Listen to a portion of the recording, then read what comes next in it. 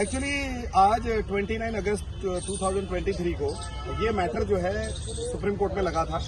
ये जो इशू है, ये जितने भी छत्तीसगढ़ में जो बीएड स्टूडेंट का ये जजमेंट आया था सुप्रीम कोर्ट का 2023 में, अभी जजमेंट जो आया है, उस जजमेंट में 2028 का जो नोटिफिकेशन था सुप्रीम कोर्ट ने उसको अल्ट्रा वायरस कर दिया, क्वैश कर दिया। तो इसका असर पूरे भारत को पड़ा है। और हम जो आज अपेयर हुए थे वो छत्तीसगढ़ स्टेट के जो बीएड स्टूडेंट हैं उनकी तरफ से अपेयर हुए थे। छत्तीसगढ़ में क्या हुआ, छत्तीसगढ़ में जो नोटिफिकेशन निकाला था 2023 में, उस नोटिफिकेशन में कुछ लोगों ने वो हाईकोर्ट में चैलेंज किया था कि बीएड स्टूडेंट को काउंसलिंग में आप मत बैठाइए, काउंसलिंग में अलाउ मत करिए। तो हाईकोर्ट ने बीएड स्टूडेंट को काउंसलिंग से अलग कर दिया, हटा दिया काउंसलिंग से। और जिसके अगेंस्ट में हमारे जो स्टूडेंट थे, बीएड स्टूडेंट जिनकी तरफ से मैं आज कोर्ट में अपेयर हुआ, वो लोग उसमें पार्टी नहीं थे। तो इस केस में हमने permission to file SLP Supreme Court में फाइल किया। और ये मैटर कल हमने बहुत मुश्किल से कल इसको फाइल किया और आज वो मेंशनिंग करके लगवाया, इसको आज मैटर लगा था आइटम नंबर 54।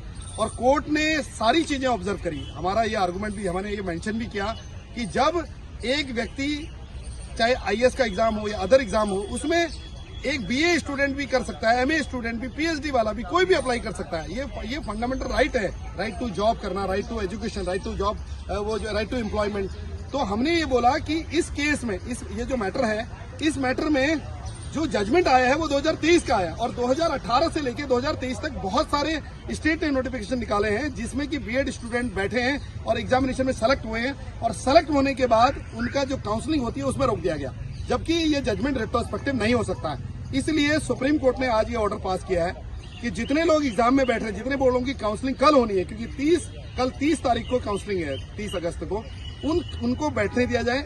और हाईकोर्ट को ये डायरेक्शन दिया है कि हाईकोर्ट उनको जो स्टेट को ये डायरेक्शन दिया गया कि जो अपॉइंटमेंट हो रहे हैं, जितने लोगों के अपॉइंटमेंट हो रहे हैं, उनमें ये क्लॉज डाला जाए कि जो भी उनके अपॉइंटमेंट हो रहे हैं वो outcome of the high court judgement में माने जाएंगे, क्योंकि मैटर हाईकोर्ट में पेंडिंग है। अब हाईकोर्ट का जजमेंट अगर बीएड स्टूडेंट के फेवर में आता है तो बीएड जितने लोगों का सिलेक्शन हुआ है वो कैंसिल होकर बीएड स्टूडेंट जो लोग काउंसलिंग में आए हैं उन सबका सिलेक्शन होगा। तो ये एक बहुत बड़ी ग्रेट न्यूज है बीएड स्टूडेंट के लिए। और कन्याकुमारी से बंगाल की खाड़ी तक जितने भी बीएड के स्टूडेंट हैं जिन्होंने 2018 से 2023 तक का एग्जाम दिया है और जिनका नोटिफिकेशन आया, वो सारे लोग जो है इस एग्जाम में आने वाले फ्यूचर में बैठेंगे, उनका सिलेक्शन होगा, क्योंकि रिट्रोस्पेक्टिव इफेक्ट नहीं हो सकता।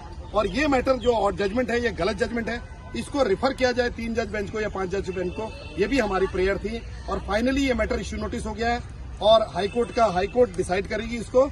और जो अपॉइंटमेंट होगा उसमें ये क्लॉज डाल दिया जाएगा कि आपका अपॉइंटमेंट जो किया जा रहा है वो अपॉइंटमेंट एक टेम्पररी अपॉइंटमेंट किया जा रहा है जब तक कि हाईकोर्ट का जजमेंट नहीं आ जाता। और ऑलरेडी जो हमारे स्टूडेंट हम क्योंकि पिटिशनर थे नहीं, वहां रिस्पोंडेंट नहीं थे, तो हमें स्टेट को जो पिटिशनर थे उनको ही डायरेक्शन दे दिया गया कि जितने भी रिस्पोंडेंट यहाँ पर हैं उनको पार्टी बनाया जाए।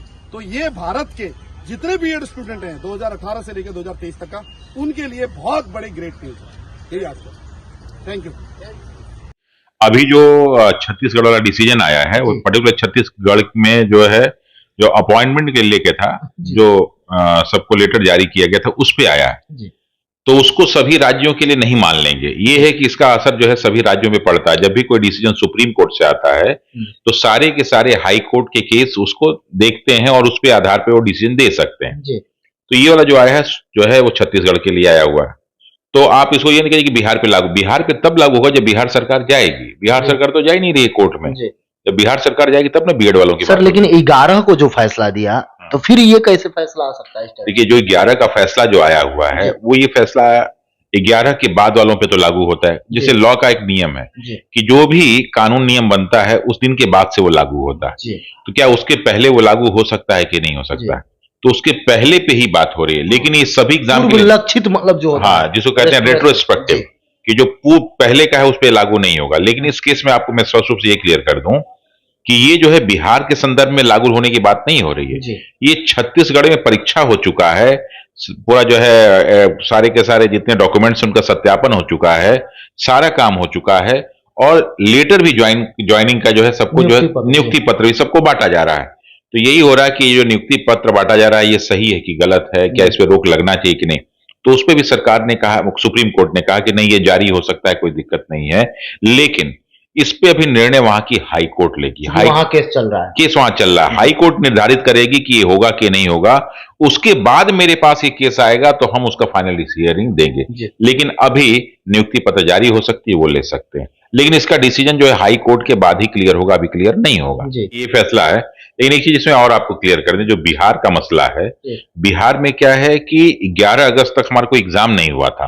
एग्जाम का भी प्रोसीडिंग चल रहा था, बाकी जगह सब कुछ लगभग कंप्लीट हो चुका था। तो दोनों की तुलना करना सही नहीं, दोनों की तुलना करना बिल्कुल सही नहीं।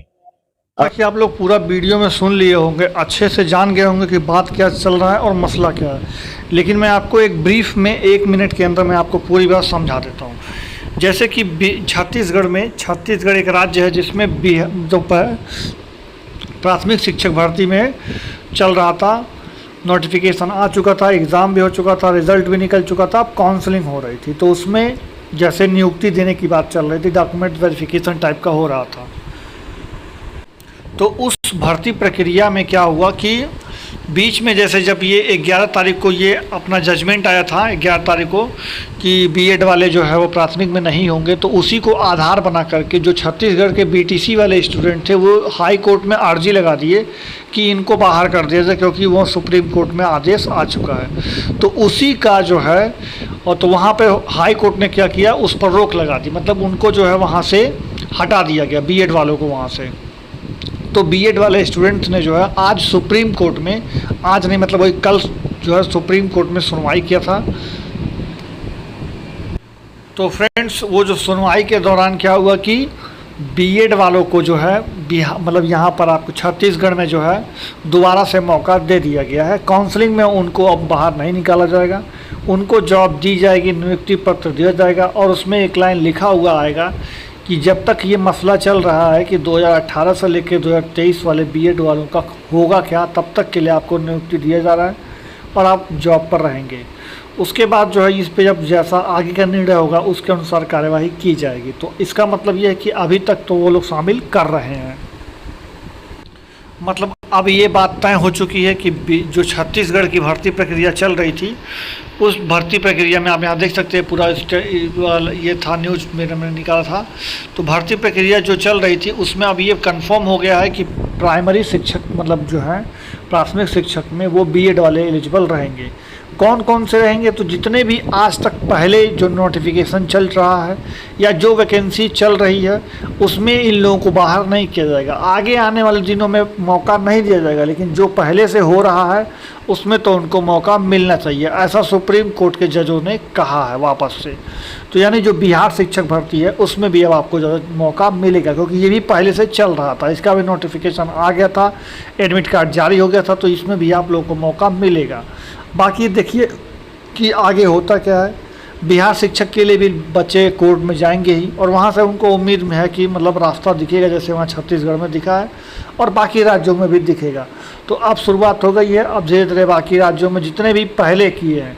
और दूसरी बात यह है कि जो 2018 से लेकर 2023 के बीच में जो बीएड किए हैं उनको जो है हर जगह अलाउ करने की बात कही गई है, जिसमें 3 जजों की बेंच या फिर आप 5 जजों की बेंच को ये बात सौंपा जाएगा कि इस पे क्या निर्णय लेना है। तो इस पे भी ये लोग रेट दायर कर चुके हैं। तो अब देखिए आगे होता क्या है। बाकी कोई अपडेट चाहिए होगा तो बताइए, और जैसे कोई अपडेट होगा इससे रिलेटेड मैं आपको दे दूंगा। तो चलिए मिलते हैं अगले वीडियो में, तब तक के अपना ख्याल रखिए। जय हिंद, जय भारत, धन्यवाद। चैनल को सब्सक्राइब जरूर कर लीजिएगा और बेल आइकन दबा दीजिएगा। मिलते हैं अगले वीडियो में।